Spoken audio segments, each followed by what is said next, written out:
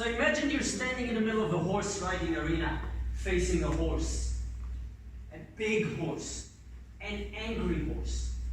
A horse that has just thrown you up in the air and you crashed on the ground.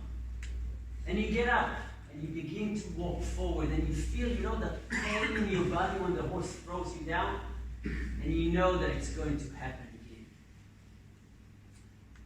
That was my first horse riding experience. I was maybe 3 years old. And that horse was my rocking horse. After that experience, I stayed away from horses for many, many years. But when I was about 15 years old, I decided, after watching a lot of movies on television, that what I wanted to do in life is become a cowboy. And I started to learn how to ride horses, began working in various horse stables, learned how to take care of horses, treat them, and slowly progressed. And when I was 20 years old, I began to train horses. And the first 2 horses that I trained were very easy to work with. There was nothing really special about it. But the third one, she was different. For those of you who are familiar with different horse breeds, she was a quarter horse, and she was a beautiful quarter horse. Brown hair, black mane. And I spent about 2 months with her, doing all the groundwork, getting her to be comfortable with people around her, getting her to respond to voice commands. And after 2 months, the time has arrived for me to go and ride her for the first time. And I remember the day arrived, and my trainer, Sunny, and myself, we walked her over to the horse riding arena. Sunny stayed at the back. I walked over to the horse, scratched her neck a little bit to get her to relax, grabbed hold of the saddle, put my foot into the stirrup, and I then slowly started to transfer my weight over. Because I know first time, I usually panic and run away. But nothing happened, so I continued to shift my weight over, slowly waiting. Still nothing. Quiet, calm, relaxed. So I sat down in the saddle and I was crouched forward. Waited. Still nothing. I began to straighten up slowly. And at that point, she realized that I was there, and she turned crazy. And the horse riding arena became full of dust as she reared and I held on, and as she bucked and I held on, and she turned to the left and I held on, and she turned to the right and I held on, and it kept on going on and on and on. And I'm really just trying to impress you with this story right now. In reality, after 2 seconds, I was up in the air. And I don't know how many of you had those experiences where you have an out-of-body experience. You look at yourself and you know what's going to happen to you. And I had this experience and I thought, wow, this one's going to hurt. And I closed my eyes and hit the ground just like a bungee jumper that wasn't connected to anything. And I bounced back up and I stood there and I shook the dust from my clothes and I looked at all my body parts to make sure that they're all there, and they were all there. And I looked at the horse and she was still running around the arena. And I waited for her to calm down a little bit to relax, and I walked over again. I again scratched her neck a little bit, grabbed hold of the saddle, put my foot into the stirrup again, and again started to shift my weight over. And this time, the second my leg went over the saddle, she bolted, and I went face down into the ground. I didn't bounce up that quickly this time, but straight jumped to my feet, checked that everything is okay, grabbed my head, put it back on my shoulders. That joke never catches it. I really need to change it. Nobody ever laughs at this joke. And I looked at the horse, and the horse was standing now in the middle of the horse riding arena and looking right back at me. And I started to walk forward towards the horse, but it was a little bit different right now, because my confidence was gone.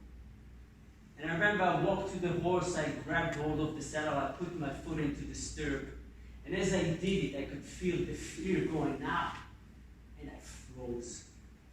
I couldn't get up. From the back of the horse riding arena, I could hear my trainer Sunny shout, "Get up, Gary, get back!" Looked at the horse, looked at the saddle, couldn't do it. "Get up there," she said again. Couldn't. Took my foot out of the stirrup and I turned around looking at Sunny. I was hoping that she will say something like, "That's fine, look, It's all right, we tried twice, let's put her back in and we'll try again tomorrow. But she didn't. She looked at me and she said, Gary, you have to get back into the saddle right now. If you don't do it now, the fear will paralyze you and you will never ride a horse again. And I hesitated, but I took a deep breath, stepped forward, grabbed hold of the saddle, put my foot into the stirrup, and then again started to lift myself over, slowly waiting to be thrown away. Nothing. Foot over the saddle, slowly, still nothing. Sitting in the saddle now, crouching forward, my muscles were tight, my teeth were clenched as I began to straighten up, knowing that that's it, I'm done, I'm going to get thrown out. Nothing happened. The horse just stood there as if I've been riding her for years. I clicked my tongue, touched her ribs with my heels, and started to guide her around the horse-riding arena. Couldn't care less. I looked at Sunny with a puzzled look to try and figure out what happened. She looked back at me, smiled, gave me the thumbs up, and in an instant, my confidence was back. And that evening, as I went home to take care of the aches in my body, I thought about what has happened to me and the lessons that I learned. Lessons that I've implemented for years throughout my life and through real estate as well. And two of them I will share with you quickly right now. Because in many ways, real estate is a lot like riding horses, isn't it? There's that constant battle to get up and stay up, and there's those challenges being thrown at us all the time. And the two most important things that I took from that experience with me into real estate and parts of life as well. The first one is that I tried first time and I failed. I tried second time and I failed. And it was only the third time that I was able to make it and become successful. And in real estate, it's the same thing all the time. There's all those challenges all the time. And it's the persistence of our actions, the persistence of our activities that will help us to become successful.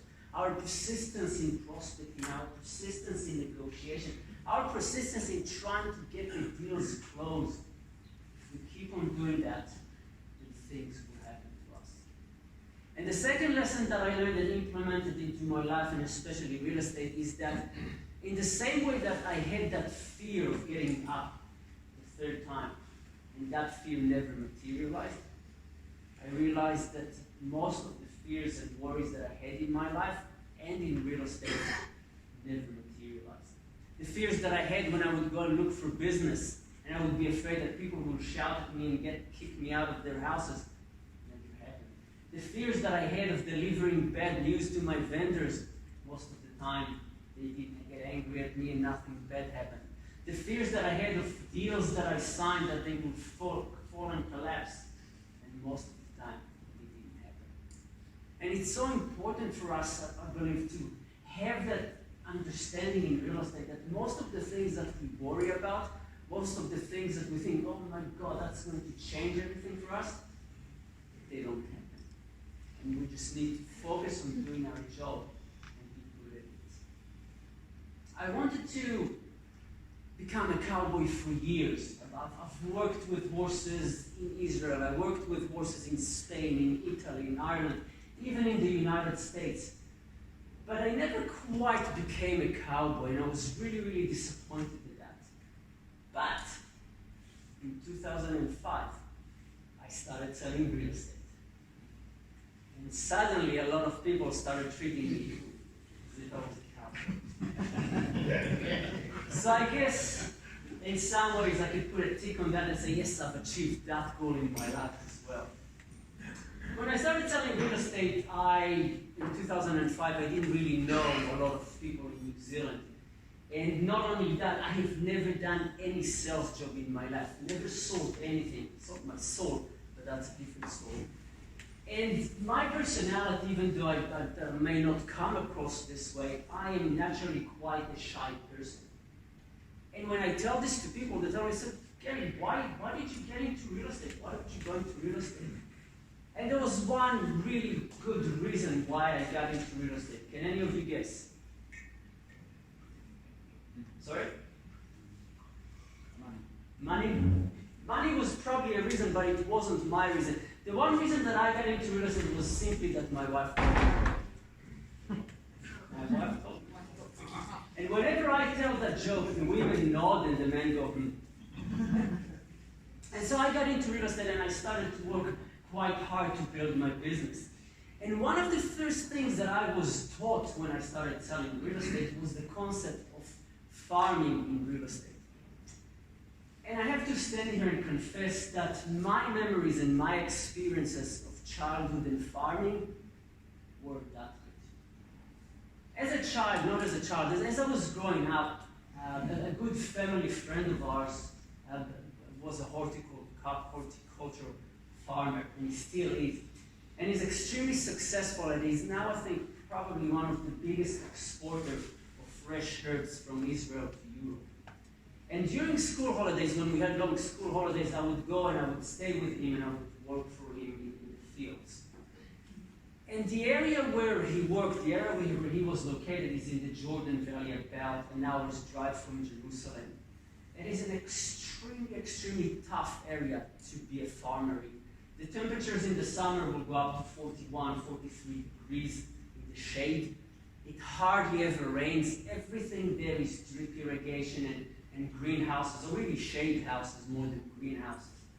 And I remember I would go and I would work with him, and we would get up at 5 o'clock in the morning, and I would sit on his Ferguson tractor as we would go down to the fields. And we would start work, and I would do whatever he told me. I would tell him it would be tomato season, so I'll spend the whole day picking tomatoes like this, which I absolutely hated because it would make my hands black. Or if it was eggplant season, I would stand like this and I would pick eggplants, which I absolutely hated because it made it, all the thorns next to the stem. Or if it was grape season, then I actually really enjoyed grapes. Because I could stand straight and I could eat them as I was picking. That was really good. So I enjoyed that. And we would work until about midday. And then it would just become too hot and we would go home and come back and start work again in the afternoon. And as I worked with him, as I looked at the way that he was working and running his business, I realized two things. The first thing that I realized is that there is no way that I will ever become a farmer. Just no way. I'm not going to become a farmer. The second thing that I realized is that he was exceptionally good at what he did because of two things. He was an expert at what he did, and he adapted to changes very, very quickly. So he knew everything that he needed to know about his job. He knew what type of soil he was working with and how to wash the salt out of the soil. He knew which plants he could plant, what time of the seasons, which one would work, which one wouldn't. He knew what fertilizers to use, how much to give them, what time of the day is the best time to give fertilizers to the plants. He knew how to pick and take care of his herbs all the way from picking in Israel to delivery in Europe. How many of you know people that are experts like this in their fields? How many of you are experts like these in your fields? Hands go up. With real estate, it's really interesting. Residential real estate, the sales are all about selling emotions, selling dreams. People come and they fall in love with the properties. And when I train residential people, I tell them, sell the dreams, tell them, make them fall in love with the properties. But rural is different, isn't it? It's a lot more business calculated transactions. And when you're dealing with business calculated transactions, you need to be an expert. You need to know everything about your field. You need to know everything about your product. And I know nothing about rural. I'll confess that. What Hamish was just covering with you guys, I know he was speaking English, but I have no idea what he was saying. Nothing. My first person player. So I will not pretend. I have no idea how the elevation affects orchard productivity. I cannot tell you the differences between soils. I don't know the average rainfall in different areas. I cannot tell you what are the best affluent system. I cannot tell you what is the best stock, what the average stock price unit per hectare. Don't know what it means, but I know that these are terms that you guys deal with. And I know that you guys should know those or know those and that you should be experts. Because the people that you're dealing with, they are experts. They know their stuff. And if they know more than we do, they will not consider us very good. But if we know as much as they do, if we know more than them, we can many times highlight things that they didn't necessarily think of. We can help them see things in a different way and show them value where they have not necessarily seen it. It's so important to be experts and to adapt quickly to the changes, especially the changes that are coming that were just discussed right now. Adapt to them as quickly as possible. See what's happening and make sure that you know what's happening, that you're prepared, so you're there, so that you're ready, so people consider you an expert and work with you. And if you do that, your business will be successful. After about 6 months or so, I think, in real estate, I was selling real estate. I was beginning to understand what I was supposed to do. Didn't really know what I was supposed to do, but I was beginning to understand. And I thought that I was doing really well because after 6 months, I sold one house and I had one listing, and I thought, wow, I'm brilliant. And I was sitting at home and I was thinking to myself, what can I do? How can I change things? How can I make people use me even more? Or use me in real estate, not really use me. Use my services more. And as I was thinking about what to do and how to do things, I remembered ketchup. Between the ages of 4 and 8, my family lived in a kibbutz. For those of you who have never heard the word kibbutz, a kibbutz is a communal settlement. They were very popular in Israel many years ago. And those settlements are based on the communist principles that people who live in the kibbutz own nothing, the kibbutz owns everything, and everybody will get their share. And everybody gets exactly the same thing. So all the families had exactly the same furniture. We all had exactly the same houses. We all had exactly the same clothes. In the kindergarten, my number was number 49, and that's how I know that these were my shirts and my trousers. If not, it was exactly the same. And as kids, we've always had different ideas on what to do and how to have fun.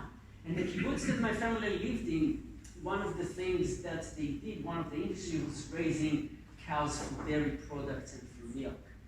And every once in a while, or once a month or so, our kindergarten teacher would take us to the milking sheds or to the paddocks to see the cow and to see the operations. And whenever we did that, we were always really, really excited because we would go to the milking sheds to see ketchup. Ketchup is not the tomato sauce that you're all familiar with. I think you maybe understand that by now. Ketchup was a cow. And ketchup was named ketchup because she was the only cow in the herd that was kind of red ginger. The rest of the cows were black and white and black. And whenever we would go to the milking shed, she would be the only cow that we would look for. Where's ketchup? Where's ketchup? And somebody would shout, there she is, and all the kids would run over and say, ketchup, ketchup, and we'd try and touch her and play with her whatever we could. And we remembered her, and we knew who she was because she was different. And I think in real estate, sometimes we need to look at our business and we need to figure out how we can become ketchup. What are things that we can do with our business and with the properties that we are selling that will make us stand out, that will make the properties stand out, that people will remember us. And because they remember us, they would want to deal with us. And so if you look at your business, if you look at the marketing that you are doing, the things that you're doing, are you exactly the same as everybody else?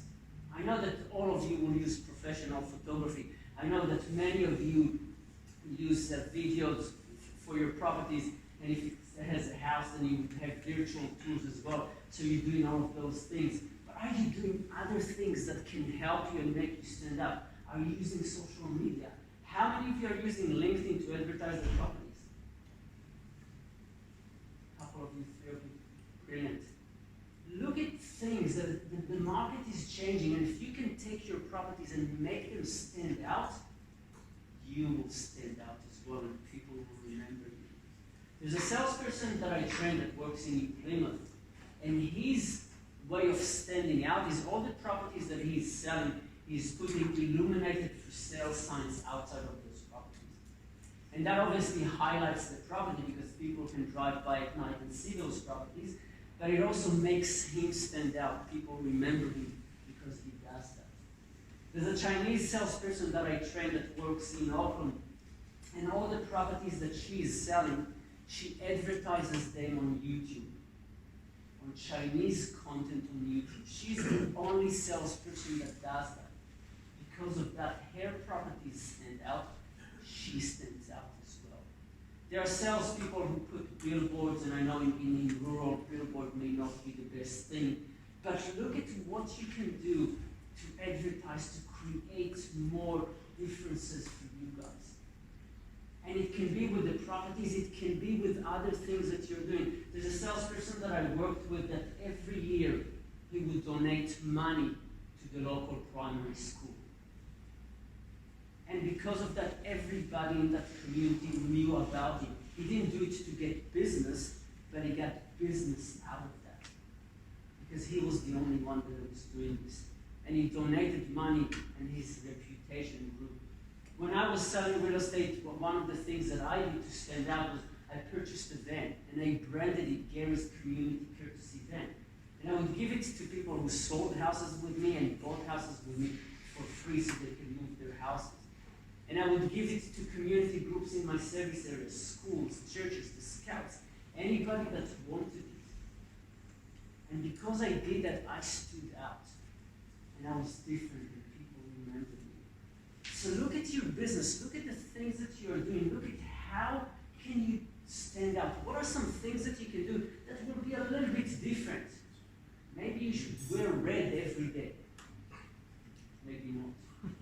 But what are some things that you can, red in rural, will stand out, sure. But what are some things that you can do that will make you stand out, that will make people remember you? If people remember you, you're front of mind and you're more likely to get your business out. Think about it. Because you either stand out really and you're a catch-up, or you're just another black and white.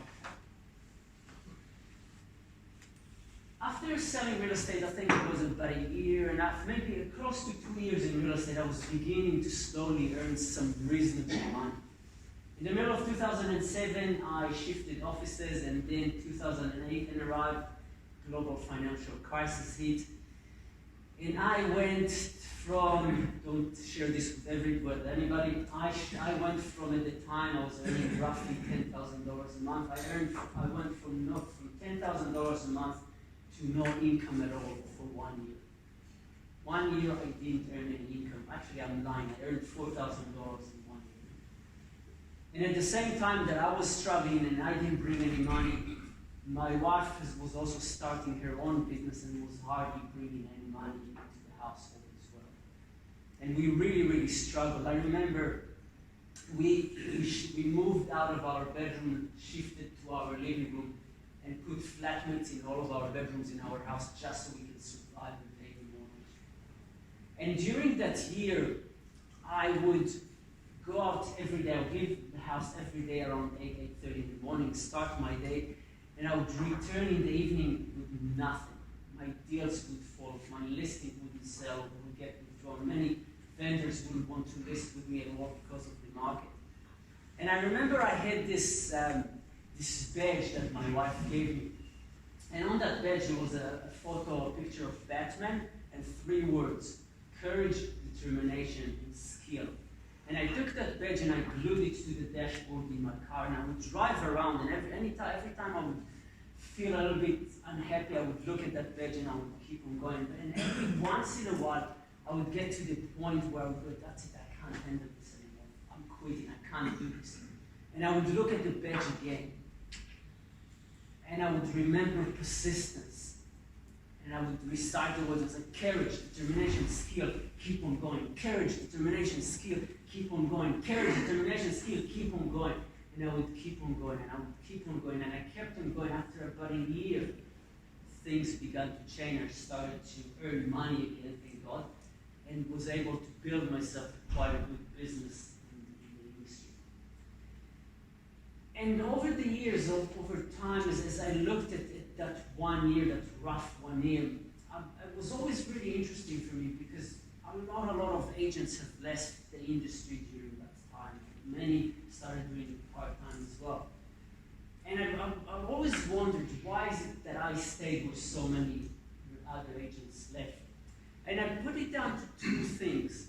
The first one, and I think this is a key for all of us, is that I believed in myself and in my ability to build a good business for myself.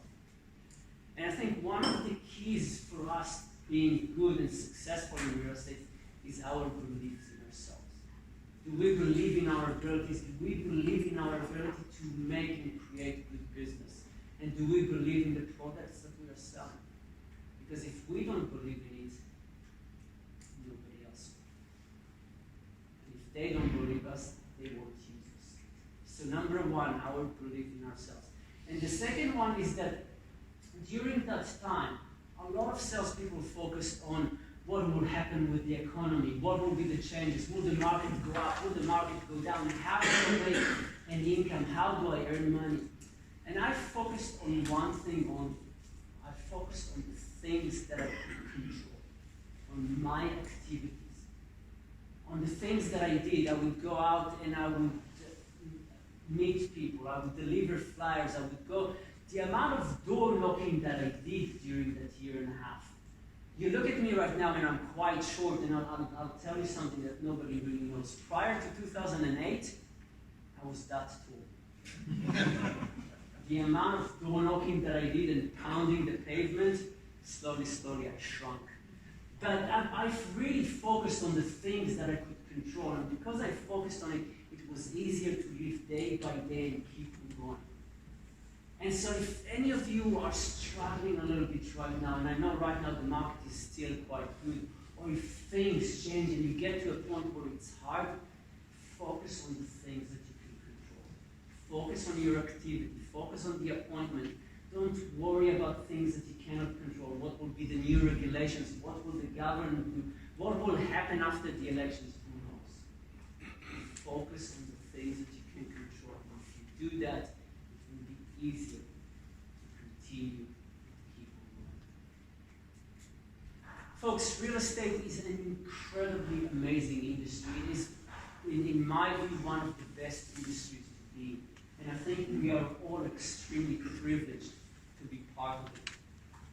And all you need to do is keep it simple, work hard, work smart, and keep on going. And you will continue to have a fabulous career. Thank you so much, and enjoy